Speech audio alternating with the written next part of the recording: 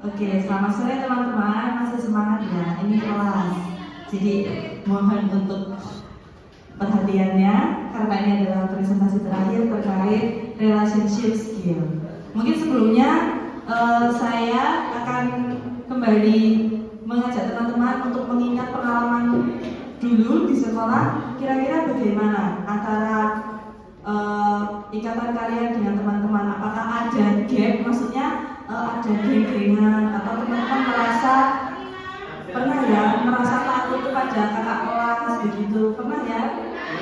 Nah, itu juga pengalaman yang sempat saya rasakan ketika berada di sekolah dulu. Saya merasa sungkan berinteraksi dengan kakak kelas, atau saya merasa tidak cocok dengan teman sekelas, jadi ada timbul geng-gengan di dalam kelas. Namun perbedaan ini ternyata terlihat ketika saya bersama teman-teman melakukan kegiatan PPL di SD Kanisius Kembaran. Ternyata yang kami temukan adalah berbanding jauh berbalik dengan pengalaman sebelumnya.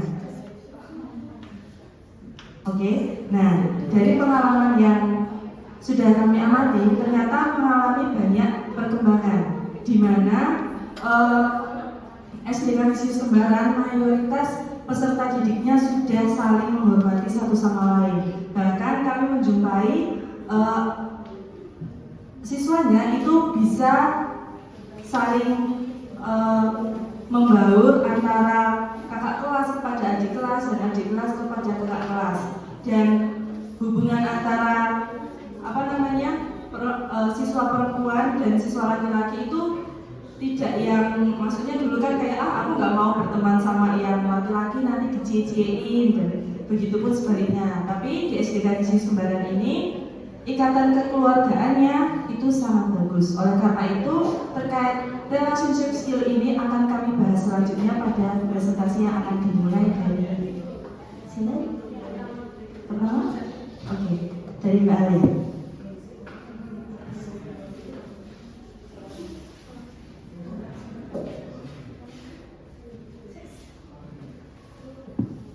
Baik, pertama kita akan membicarakan tentang konsep dari relationship skills. Jadi kita harus tahu dulu apa sih relationship skills.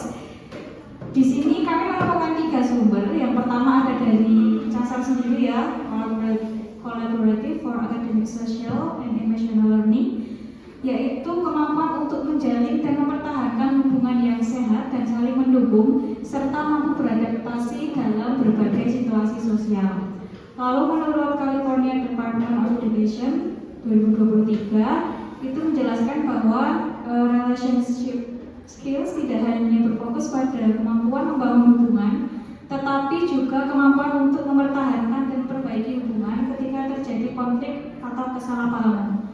Lalu National Education Association dari NEA 2021 menyatakan bahwa relationship skills merupakan kemampuan untuk membangun hubungan yang positif melalui komunikasi yang jelas, mendengarkan secara aktif, bekerja sama dalam kelompok, serta menunjukkan empati terhadap orang lain. Jadi bisa kita simpulkan bahwa relationship skills itu adalah kaitannya antara individu dengan individu yang lain, sehingga bisa mempertahankan keterkaitan antara individu tersebut dengan individu yang lain. Seperti itu. Next, lanjut. Baik, untuk yang selanjutnya di sini akan saya sampaikan terkait tujuan dari relationship skill. Nah, di sini ada 4 tujuan dari relationship skill. Yang pertama itu ada komunikasi efektif. Nah, di sini relationship skill berfungsi untuk sebagai sarana menyampaikan gagasan, perasaan, dan kebutuhan secara jelas, mendengarkan secara aktif, serta memahami pesan dari orang lain. Nah, di sini komunikasi relationship digunakan sebagai sarana untuk komunikasi antara guru dengan siswa. Kemudian yang kedua ada manajemen konflik konstruktif, di mana sarana bernegosiasi dan menyelesaikan perbedaan atau perselisihan secara damai, adil, dan saling menguntungkan. Nah, di sini bisa kita lihat dari ketika terjadi konflik antara siswa dan siswa, guru bisa menggunakan kemampuan relationship skill-nya untuk memecahkan masalah tersebut. Kemudian yang ketiga ada menolak tekanan sosial negatif. Nah, di sini sebagai sarana untuk mempertahankan nilai dan mengambil sikap tegas terhadap ajakan atau tekanan yang merugikan. Di sini contohnya, misal ada teman kita yang mengajak untuk melakukan sesuatu yang di luar norma atau melanggar hukum, kita bisa menggunakan kemampuan relationship skill-nya untuk menolak ajakan tersebut. Kemudian yang terakhir ada kompetensi budaya dan lingkungan. Nah, di sini bisa kita gunakan sebagai sarana adaptasi, menghargai perbedaan dan membangun hubungan yang inklusif di lingkungan yang beragam.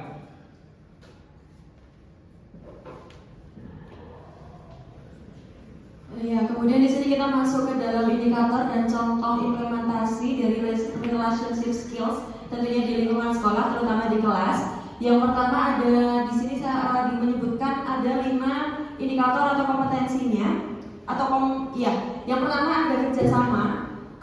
Kemudian contoh implementasi di dalam kelas atau di dalam lingkungan sekolah itu contohnya dengan kerja kelompok, kemudian berdiskusi dengan teman dan membersihkan kelas bersama atau piket, biasanya seperti itu.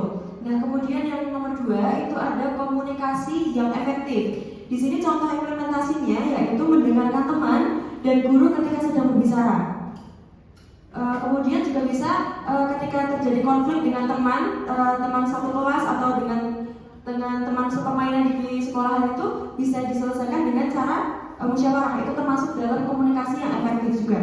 Kemudian di sini ada komponen yang ketiga yaitu empati. Di sini contoh implementasinya yaitu dapat membantu teman yang membutuhkan. Kemudian bersikap adil dengan siapa saja, tidak membeda-bedakan teman. Jadi dari manapun latar belakangnya, apapun perbedaannya, semua itu berteman dengan baik seperti itu. Kemudian yang keempat ada komponen menghargai orang lain. Di sini contoh implementasinya yaitu memberi apresiasi kepada teman yang berprestasi. Kemudian saling sapa dan salam, juga bisa memberikan pujian kepada teman. Nah, yang terakhir ada komponen menghargai orang lain. Nah, di sini kok sampai? Oke. Kita ganti ya di situ, mohon maaf nanti boleh kita ralat. Di sini contohnya yaitu membangun hubungan yang positif. Nah, membangun hubungan yang positif itu bisa dengan cara ketika ada misalkan saling menyapa, kemudian saling memberi pujian kepada teman seperti itu. Lanjut.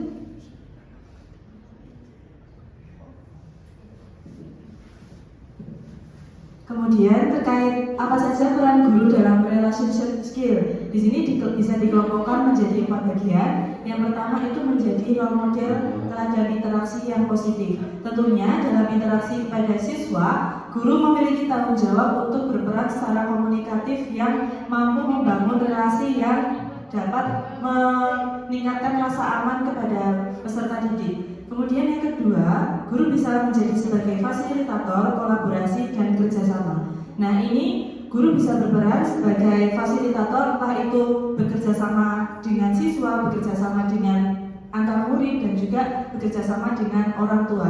Tujuannya apa?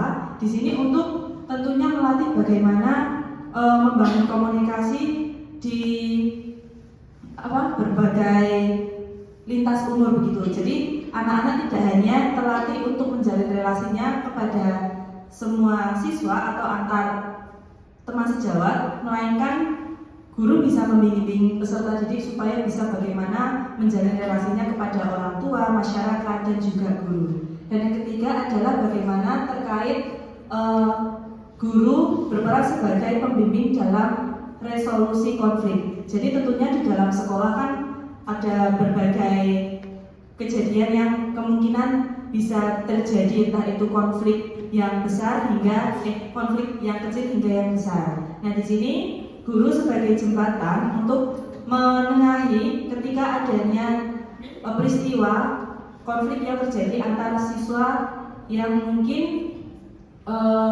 belum bisa ditangani secara mandiri oleh kedua belah pihak yang bersangkutan. Dan yang terakhir terkait menciptakan lingkungan belajar yang aman dan inklusif. Nah, tentunya ini ketika masih berhubungan dengan membimbing peserta didik dalam memecahkan konflik, harapannya guru tidak hanya memandang bagaimana salah satu siswa itu bersalah, tapi bagaimana caranya guru memandang dua sudut pandang, entah itu pendapat dari sudut pandang siswa A hingga bagaimana sudut pandang ke siswa B. Jadi harapannya bagaimana cara guru memandang dua belah pihak yang sedang mengalami konflik, guru bisa menemukan solusi yang tepat. Begitu.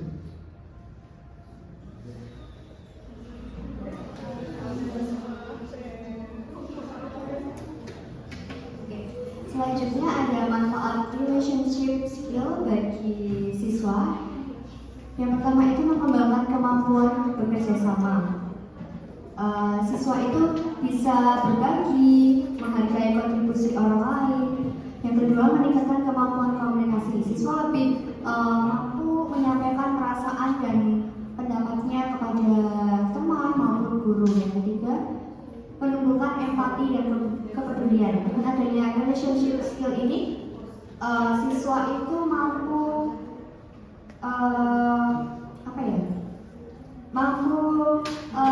melihat perasaan ataupun dapat membantu temannya yang memiliki kebutuhan yang kurang baik gitu. Yang keempat, meningkatkan kemampuan menyelesaikan konflik. Siswa dapat mengatasi perbedaan pendapat, dapat diselesaikan dengan baik. Yang kelima, membangun rasa percaya diri. Dengan adanya relationship skill ini, siswa lebih berani berpartisipasi entah itu di sekolah maupun di luar sekolah. Next, manfaat bagi guru. Yang pertama menciptakan iklim yang kondusif.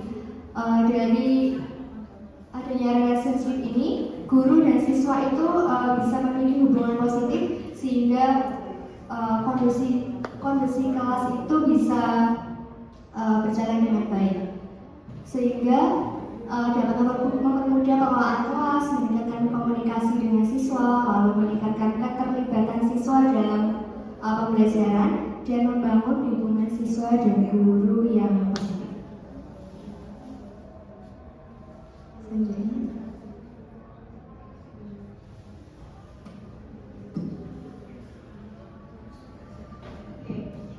akan saya lanjutkan terkait dengan peran guru dan orang tua. Yang pertama yaitu untuk mengendalikan emosi anak-anak. Maka orang tua itu harus menggunakan kalimat sederhana saat anak marah, di mana nanti agar anak itu tidak semakin marah tapi bisa mengendalikan emosinya. Lalu yang kedua, ajarkan empati melalui cerita dan bermain peran. Jadi mungkin anak-anak kan ada yang senang bercerita ataupun mendengarkan cerita ya.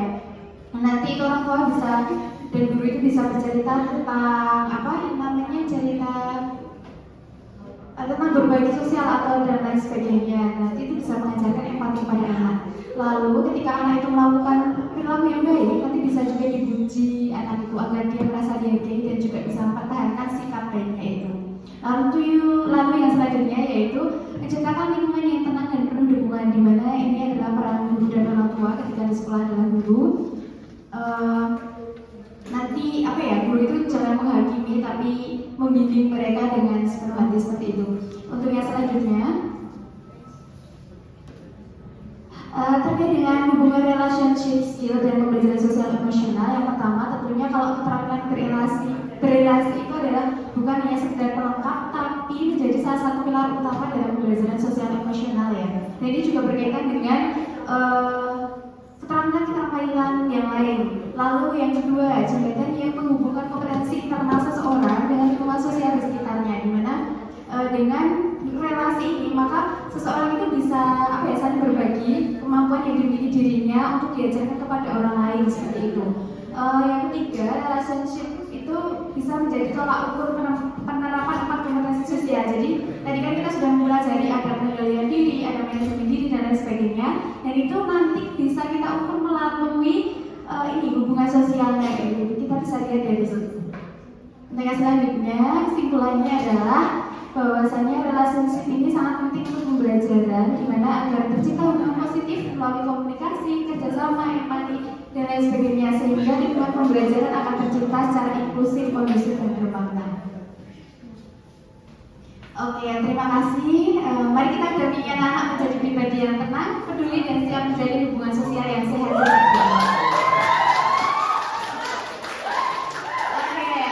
Oke, sekian yang dapat kami sampaikan. Untuk kali ini kita akan membuka 2 termin, 1 termin untuk 2 penanya. Siapa yang mau bertanya boleh angkat tangan. Oke, silakan kepada Mas Daya, perwakilan dari program. Oke, monggo silakan Mas.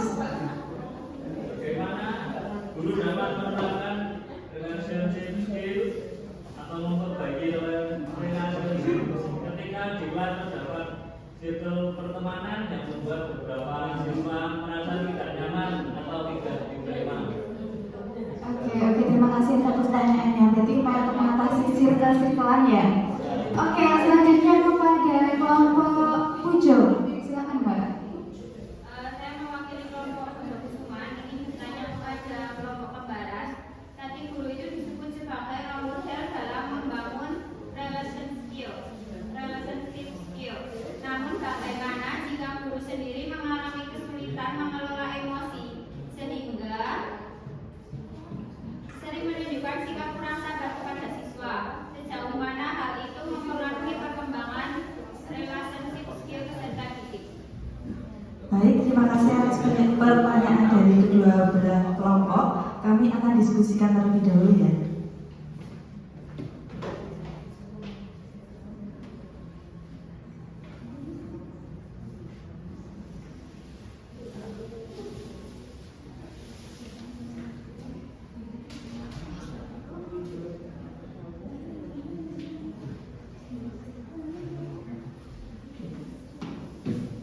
Oke, ini menjawab pertanyaan dari Mas Jaya terkait dengan bagaimana cara untuk mengatasi fenomena circle-circlean ya. Biasanya circle-circlean ini terjadi ketika anak itu mungkin merasa dekat dengan temannya. Yang kedua, biasanya itu dipengaruhi oleh cara guru dalam pembagian kelompok. Mungkin itu menjadi salah satu faktornya ya. Nah, nanti sebagai guru itu kita harus gimana ya? Lebih baiknya itu tidak membebaskan anak-anak dalam pembentukan kelompok. Karena ketika dibebaskan nanti mereka akan cenderung memilih teman yang dekat. Nah itu pasti ada yang terkucilkan atau ada yang nggak dapat kelompok kayak gitu. Jadi kalau membentuk kelompok itu bisa mungkin acak, tapi acak itu kelemahannya juga nanti tidak sesuai dengan gaya belajarnya. Jadi mungkin bisa nanti disesuaikan dengan konteks atau karakteristik dari murid yang kita temukan gitu.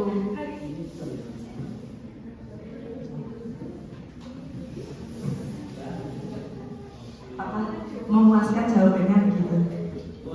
Oh iya.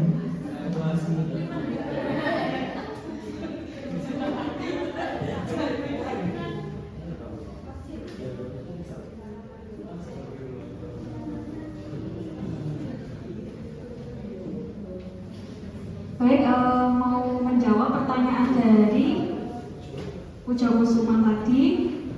Guru sebagai role model ya, namun bagaimana jika mengalami kesulitan mengelola emosi? Nah, yang namanya guru itu menjadi role model, mau nggak mau tetap pelan-pelan untuk mengelola emosi sebagai guru terlebih dahulu ya. Karena mau dimanapun, meskipun dari rumah mau berangkat ke sekolah, perasaannya sedang tidak baik-baik saja, mau nggak mau tetap harus memberikan ekspresi yang tidak yang tetap ceria, yang membuat siswa itu tetap merasakan kenyamanan di kelas. Jadi meskipun sulit harus dilatih pelan-pelan seperti itu. Cukup dari Bu Suman. Baik, untuk termin selanjutnya kami buka untuk 2 orang. Baik, dari perwakilan SD Kamis Totogan. Silakan.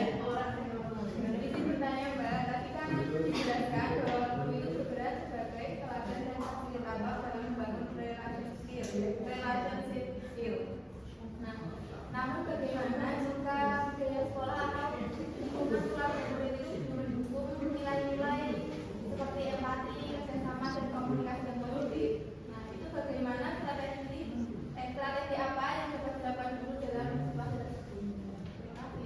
Baik, terima kasih atas pertanyaannya. Kemudian pertanyaan selanjutnya, silakan Mbak Dita.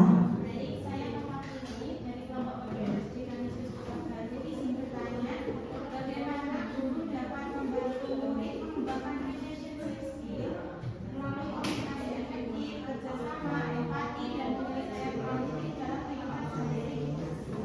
Baik, terima kasih. Jawaban akan kami diskusikan terlebih dahulu.